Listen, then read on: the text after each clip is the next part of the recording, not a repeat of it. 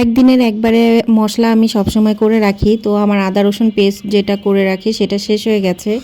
আদা নিয়ে এসেছিল, তো আমার হেল্পিং হ্যান্ডকে দিয়ে আমি এগুলো কুটিয়ে নিয়েছি। মানে ও কুটে টুটে দিয়ে যায়, তারপরে আমি আস্তে ধীরে ব্লেন্ড করি। তো বাবু ঘুমাচ্ছিল, এই কারণে ভাবলাম যে বাবু এখন ব্লেন্ড করলেই তো ব্লেন্ডারের শব্দ শুনলে উঠে যাবে ঘুম থেকে, তাই ভাবলাম বসে বসে একটু চা খেয়ে নেই। সকালবেলা একটু মধ্য দুপুরে একটু চাটা খেলে ভালো লাগে। এরপরে বাবু তো ঘুম থেকে উঠে গেল, ভাবলাম যে এখনই ব্লেন্ডারে ব্লেন্ড করে নেই। আর আদারগুলো আমি হচ্ছে ফার্স্টেই ব্লেন্ড করে নিব। এগুলো একটু সাপ্তাহিকভাবে করি আমি, বেশি একটা মানে অনেকগুলো করি না, আবার হচ্ছে একদম কমও না, সপ্তাহ 2-1 সপ্তাহ চলে যাবে এরকম একটা পরিমাণে করি। তো ভালো মতো হচ্ছে আদাটা আগে প্রথমে আমি পেস্ট করে নিলাম। আদাটা ভালো মতো পেস্ট করা হয়ে গেলে এর মধ্যে আমি রসুনগুলো দিয়ে দিব।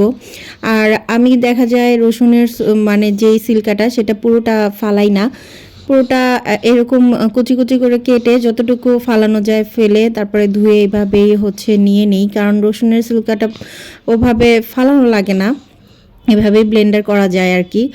তো সব কিছু ভালোভাবে ব্লেন্ডার করে নিলাম। আর রেগুলার মশলা যেটা লাগে সেটাও ব্লেন্ড করেছি, মানে আজকে আমার সাপ্তাহিক ব্লেন্ড করার ডে ছিল আর কি।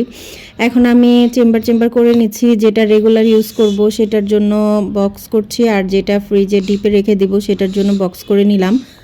তো আদা রসুন পেস্ট করলাম, আর হচ্ছে রেগুলার মশলা জিরা পেস্ট, হচ্ছে পেঁয়াজ রসুন, এগুলো সবগুলো মিক্স করে আমি একটা মশলা করি, সেটা করেছি।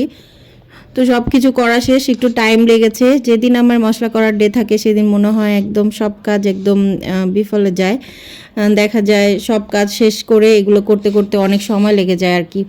তা সব কিছু ভালো করে ফ্রিজ করে তারপর আমি রান্নাঘরে চলে আসছি। ভাবলাম যে আজকে যেহেতু দেরি হয়ে গেছে এখন একটু ডিম রান্না করে নেই।